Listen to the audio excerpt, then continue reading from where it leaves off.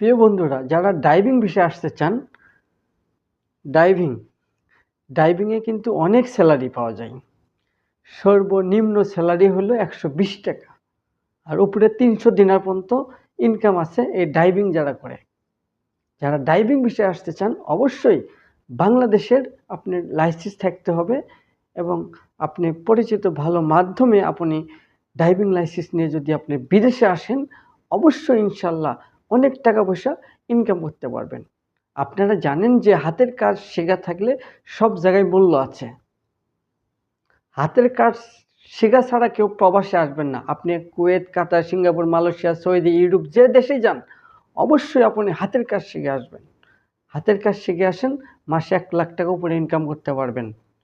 হাতে কাজ জানেন না, আপনি সফলতা হতে পারবেন না, অনেক কষ্ট হবে।